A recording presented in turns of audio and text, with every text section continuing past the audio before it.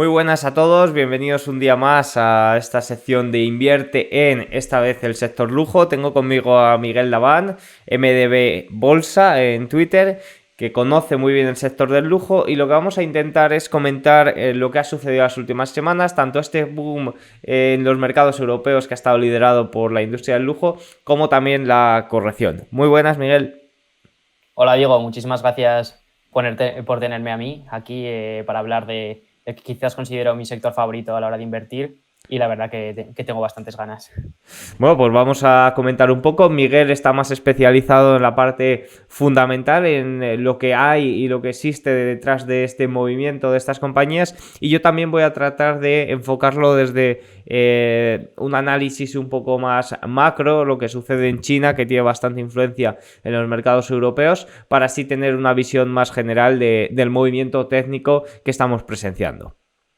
Sí, porque además este sector sí que tiene muchas cosas intangibles, intrínsecas al sector, que no se aprecian a simple vista en un annual report y como que hay que darle vueltas para terminar de entenderlo porque hay mucha gente escéptica con comprarse ropa de marca o porque es muy cara o lo que sea y en realidad tiene un trasfondo detrás muy grande y es lo que vamos a intentar explicar aquí un poco.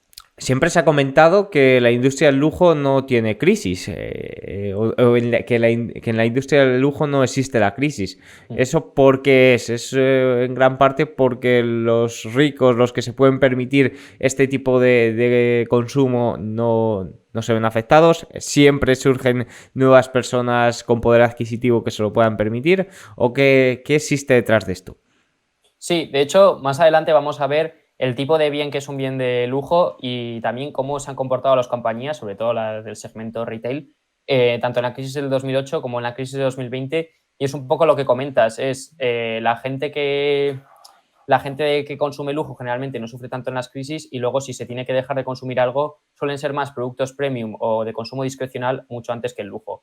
Así que si quieres empezamos con la presentación. Básicamente el sector lujo se divide en 9 segmentos de mercado en el que está el coches de lujo, artículos personales de lujo, hospitalidad que tiene que ver más pues, con hoteles o experiencias, vinos y licores, comidas gourmet, muebles y artículos para el hogar, arte, jets y yates y cruceros de lujo. Aunque hoy sobre todo nos centraremos en el de artículos personales de lujo que ya vemos que es por tamaño pues el segundo más grande por detrás del de coches eléctricos, o sea, el de coches de lujo, perdón. Así que, lo dicho, el primer concepto que cabría destacar de por qué estos bienes de lujo sufren menos en las crisis es porque es el concepto de bien Veblen, que básicamente es que la línea de demanda va al revés que la de un bien normal, a mayor precio se demanda más.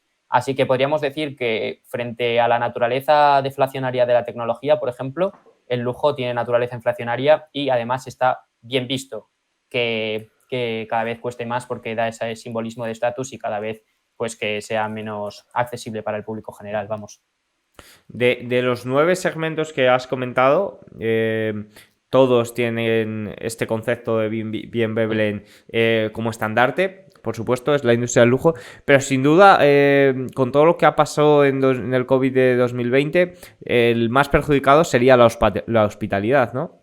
Sí, de hecho es el que, según el artículo de Bain Report, es el que todavía no se ha recuperado bien a 100% a niveles, ya que la gente, yo creo que igual productos de lujo perdura más, aunque sí que se ha vuelto a ver un poco el boom otra vez después de estar 2 años encerrados, que la gente también busca experiencias y quizás algo menos tangible, vamos. Sí. Entonces, el segundo concepto yo creo que convendría destacar de estas compañías es el eterno dilema entre exclusividad o crecimiento. Como tú has dicho, a la hora de una crisis no todo sufre igual y muchas veces hay que diferenciar entre un consumo discrecional o un consumo premium, como podría ser, por ejemplo, el Apple Watch, que sí que busca como un equilibrio entre calidad, precio y funcionalidades, frente a un consumo de lujo que no busca tanto esas funcionalidades, sino que busca más el estatus, la diferenciación con la marca, el compartir valores. Entonces, las compañías que menos suelen sufrir también en el tema de las crisis, ya que incluso dentro del sector pues hay eslabones, Hermes y Louis Vuitton, por ejemplo, tienen mejor imagen de marca que una Moncler. Sí. Y es ese eterno dilema entre exclusividad y crecimiento que básicamente es el que hace que la marca perdure con los años y que ya veremos luego también en qué año se fundaron estas empresas, pero es el que más aporta al valor terminal de una empresa, ya que en una valoración entre el 80 o 70% del valor de una empresa está en ese valor terminal. Bueno, pues yo creo que en el de las empresas de lujo quizás está el 90 o más. Al final, este dilema de exclusividad-crecimiento, si lo asemejamos un poco a los índices, los mercados europeos o los índices europeos decimos que están liderados sobre todo por estas compañías centenarias, como vamos a ver ahora, con sus fechas de creación. Y, por ejemplo, el mercado estadounidense está tirando más por empresas con unos grandes crecimientos. Y estas compañías en Europa no tienen tanto crecimiento, pero sí que tienen ese MOAT, esa exclusividad que hace que los inversores sigan queriendo invertir en ellas, cuando por ejemplo en Estados Unidos o una empresa estima que va a crecer tanto o los inversores no nos fijamos tanto en ella. Claro, es que además muchas veces estas empresas casi que seleccionan los ritmos de crecimiento que quieren tener. Es decir, para conservar ese valor terminal del que he hablado, es más interesante que una empresa crezca al 12% durante 30 o 40 años que crezca al 30% durante 20 años y a partir de ahí como que la marca se haya masificado y haya perdido pues ese símbolo de estatus que tanto cuesta ganar. Y lo que has dicho, al final yo creo que en Europa nuestra tecnología es el lujo, solo que me parece todavía un sector más resiliente porque la disrupción es mucho menor. Por ejemplo, si vemos las 4 marcas más líderes y de las que más vamos a hacer hincapié hoy, que son Louis Vuitton, Hermes, Kering y Moncler. Louis Vuitton fue fundada en 1987, pero es un conglomerado que tiene marcas más antiguas. Hermes en 1837, Kering en 1963 y Moncler en 1952. Y a diferencia de otras industrias, como por ejemplo la tecnología, en esta industria el tiempo sí que juega a tu favor, se da lo que se denomina el Lindy Effect, que es básicamente que tienes más probabilidades de sobrevivir si has vivido más años. Y esto es porque al final una adopción de marca sí que cuesta muchísimo tiempo el meterla en el subconsciente de la gente y el identificarla con algo preciado, con algo duradero. Entonces, realmente al año se pueden crear cientos de marcas, pero es que no les rozan a valor a ninguna de estas. Y básicamente es eso, porque necesitas años y es el único recurso que no se puede comprar con dinero. Sí, eso lo veo muy interesante, que al final no es tanto, por ejemplo, tú a la hora de hacer publicidad, una marca y demás, muchas veces no busca el retorno de esa inversión en publicidad, sino el darse a conocer, el que se vea y que se vaya entrando en la cabeza de las personas. Eso es muy importante a la hora de crear marca y sin duda el lujo es algo que hace extremadamente bien. De hecho, creo que es de los sectores que mejor consiguen hacer esta publicidad, porque, por ejemplo, marcas como Pepsi y Coca-Cola también se podrían decir que son compañías de publicitarias, porque se gastan pues, alrededor del 20% de las ventas, como en el caso del sector lujo, en publicidad. Solo que este sector ha conseguido que los famosos lleven las prendas ellos mismos pagando y que encima las exhiban pues, en fiestas, en eventos o lo que sea. Entonces, es una publicidad que no solo es gratis para la marca, sino que te la están pagando por hacer. Y esto es realmente ese sentimiento de pertenencia y de querer sentir algo que se extrapola luego también a la gente de a pie, que no tiene por qué necesariamente ser famosa, vamos. Sí, así es.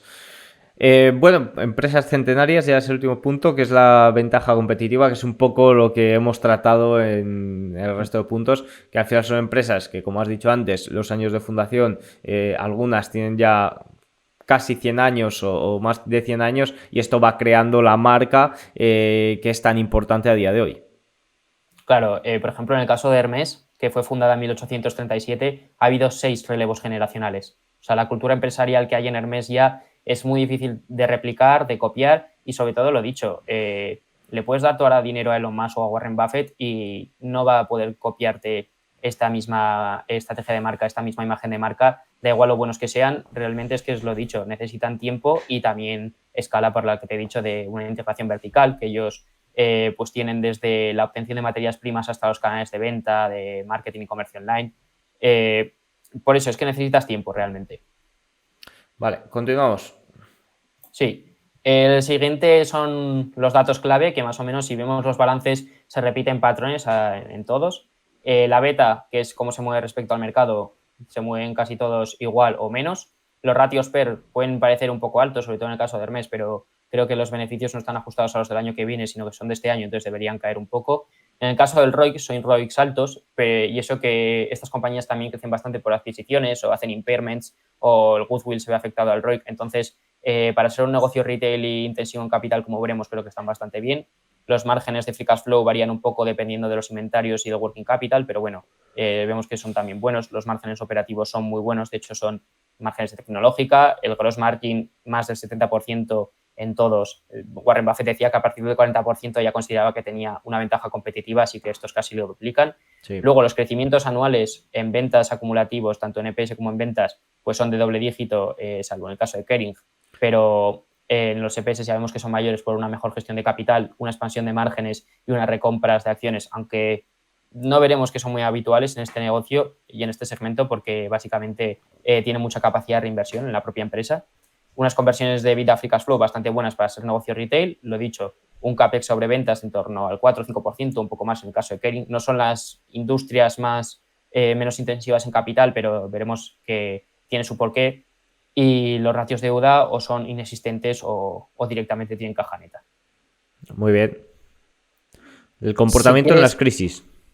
eso es. Hay que diferenciar dos tipos de crisis. De hecho, la de Lehman Brothers poco tuvo que ver con la del COVID. Aquí vemos el comportamiento que tuvieron las tres principales marcas, ya que Moncler todavía no era pública, entonces no tengo los datos. Sí. Ya vemos que durante Lehman Brothers ni las ventas apenas sufrieron. En el caso de Kering, sí, pero porque estuvo en un proceso de reestructuración, ya no es la misma empresa que era, se deshizo de la parte de muebles, de temas menos lujosos, era un conglomerado mucho más grande, ya no es la misma empresa, de hecho ahora me parece mejor. El caso de los EPS sí que sufrieron un poco más, pero porque los costes se mantuvieron mientras que las ventas bajan, pues hay un desacople ahí de márgenes. Pero ya vemos que para el año siguiente tuvieron ya unos rebotes muy importantes y desde ahí no han dejado de crecer hasta la crisis del COVID. ¿Por qué digo que les afectó más la crisis del COVID?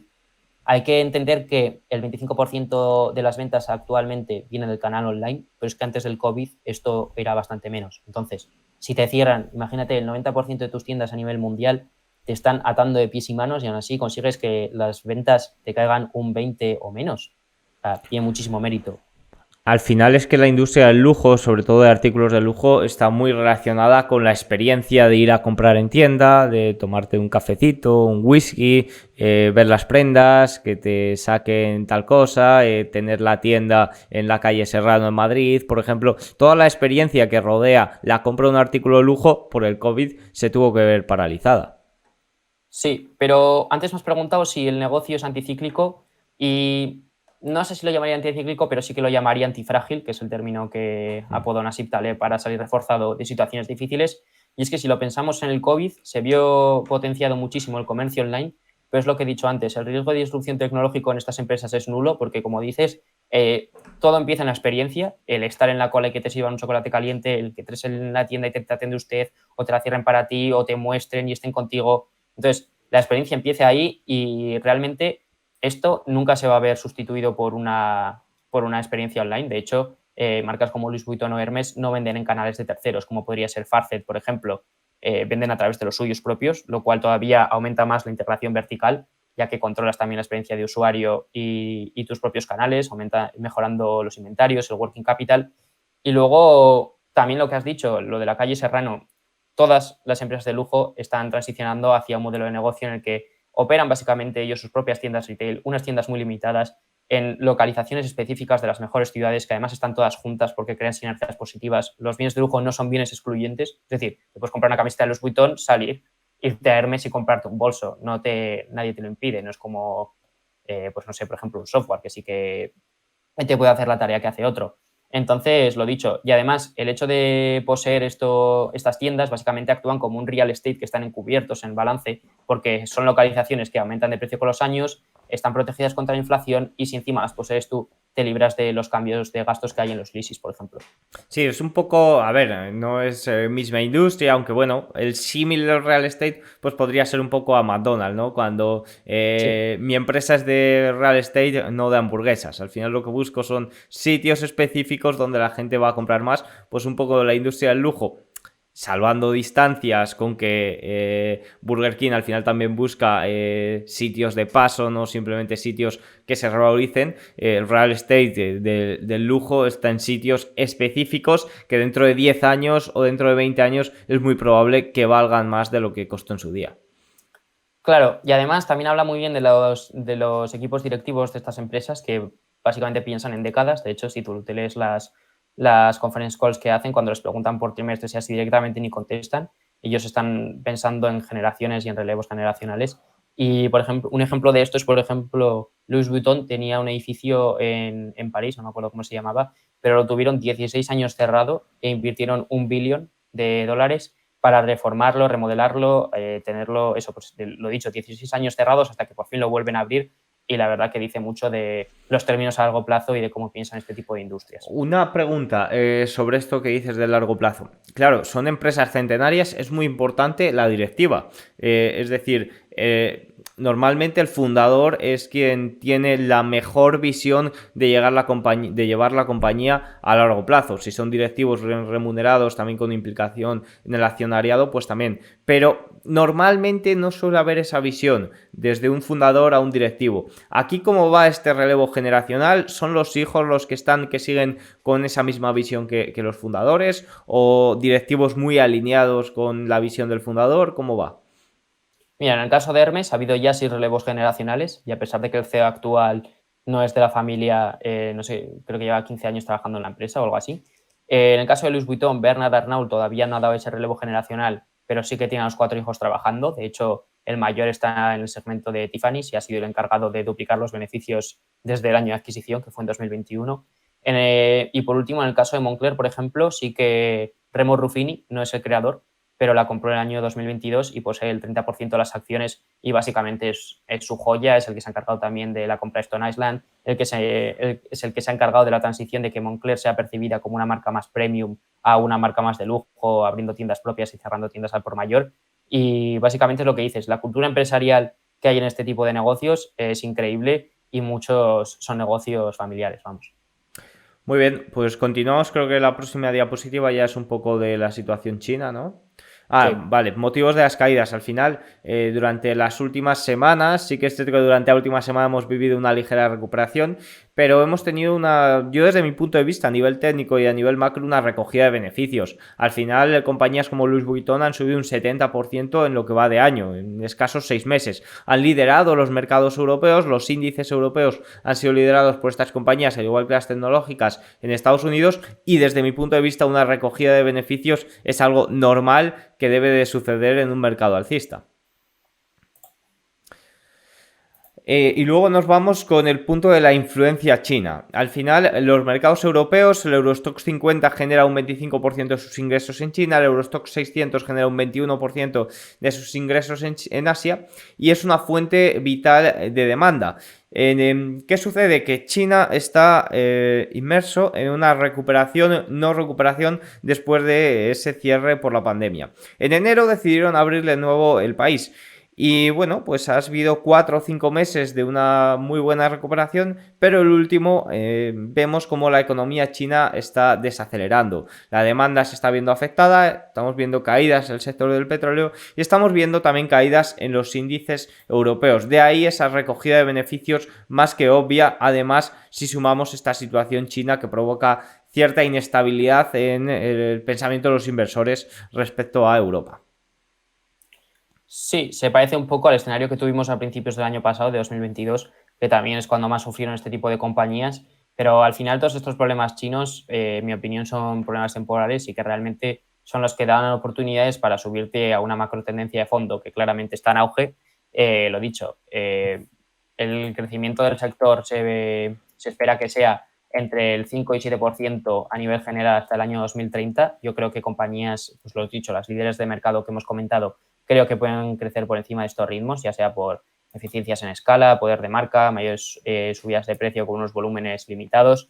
Ellos mismos saben que China es el futuro. De hecho, si vemos esta otra diapositiva, vemos cómo actualmente China ocupa entre el 17 y el 19% del mercado de lujo, pero se espera que para 2030 esté entre el 38 y el 40%, y esto las compañías lo saben. Y de hecho es en la región asiática y sobre todo en la de China donde más tiendas están abriendo. Sobre todo, por ejemplo, Moncler sí que ha habido una expansión de casi el 400% este año en tiendas en China.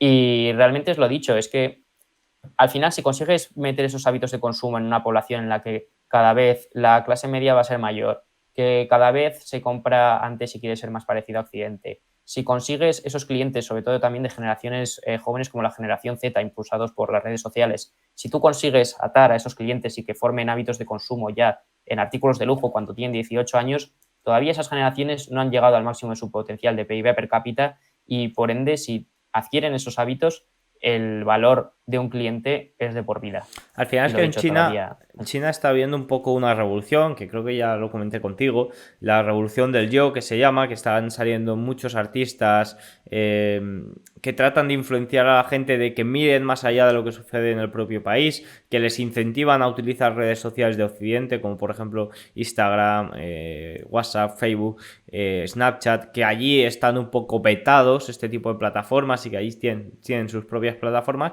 y les están abriendo un poco amplitud de miras a lo que sucede en Occidente, a lo que sucede en el resto del mundo y eso también puede ayudar a que la industria del lujo se abra camino por allí.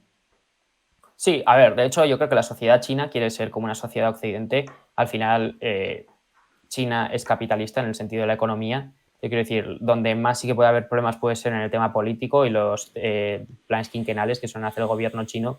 Pero, por ejemplo, decían las compañías en sus últimas presentaciones que estaban sorprendidos por la buena aceptación que estaban teniendo de sus compañías tras la reapertura, como que la gente se estaba sintiendo identificada con los valores que comparten, con lo que representan básicamente y que de momento no ven problemas por ahí. Y lo dicho, casi todas están invirtiendo en centros de producción, investigación, tiendas en el país asiático. Así que Claro, no. de ahí es importante vigilar esta recuperación de la demanda china, ver que sigue fuerte porque en caso de que vengan unos trimestres o unos meses flojos, pues ahí las compañías del lujo pueden corregir y por ende los índices europeos que están muy influenciados o muy ponderados por estas compañías. Pero lo dicho, yo creo que esas correcciones no deberían de verse con miedo, sino que deberían de verse como oportunidades para subirse a largo plazo en una macro tendencia de fondo y sobre todo cuando muchas de estas compañías, sobre todo pensando en Hermès, dan muy pocas oportunidades para subirse a ellas. Por ejemplo, en el COVID es que no cayó de las 30 veces beneficio. Entonces, realmente, para alguien value siempre estará sobrevalorada, pero es lo que hemos dicho, el valor terminal de estas empresas no se captura con un múltiplo, se captura con un descuento de flujos de caja poniendo crecimientos a perpetuidad y viendo lo que te va saliendo. Muy de acuerdo contigo. Bueno, pues con esto creo que ya falta una diapositiva, creo. Sí, nada, Es básicamente es el retorno. el El retorno que han rendimiento. dado los últimos 10 años. Todas han vencido el SP500 y no veo por qué la próxima década, incluso las próximas décadas o siglos, va a ser distinto. Así que nada. Bueno, pues yo creo que ha quedado un vídeo bastante completo, 22 minutos hablando de la industria del lujo, hemos tocado la parte fundamental, hemos tocado la parte macro y la explicación sobre todo de la corrección de las últimas semanas, que también es importante de conocer, el saber el por qué ese comportamiento. Así que nada, muchas gracias Miguel, dejamos tu Twitter MiguelDB Bolsa para que te puedan seguir, que es muy interesante todo lo que comentas y nos vemos en próximos vídeos. Pues nada, muchísimas gracias a ti, Diego, por haber pensado en mí para esto y nos vemos, tío. Chao, adiós.